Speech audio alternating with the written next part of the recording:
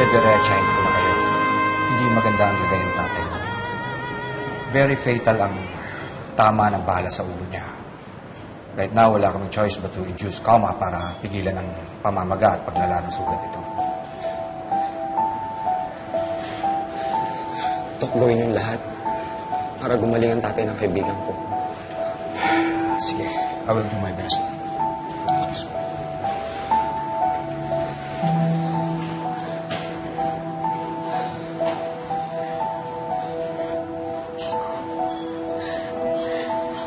Kiko, ang tatay ko.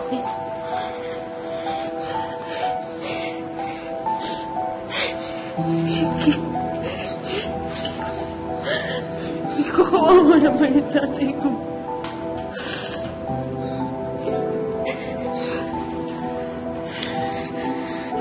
Santina,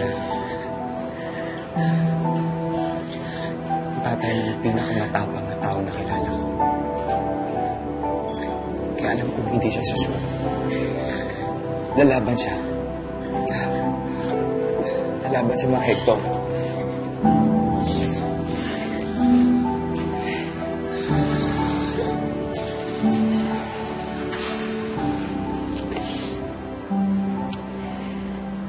Hindi ko mapapatawan ng mga ginawa ng mga iskribo sa tatay ko.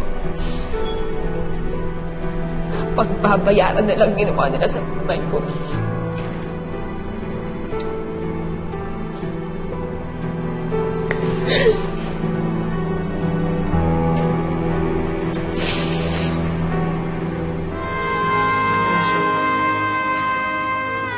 Hindi ko naman ganyan dati.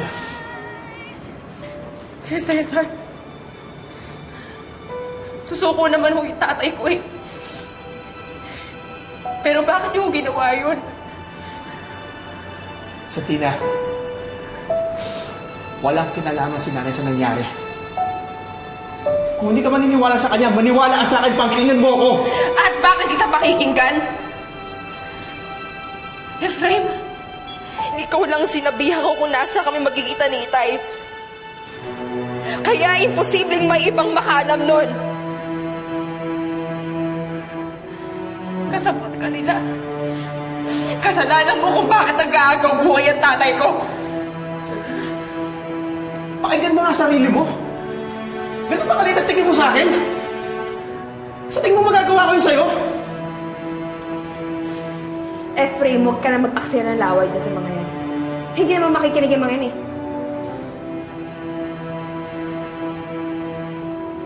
Ang gusto ko na umalis na kayo. Umalis na kayo!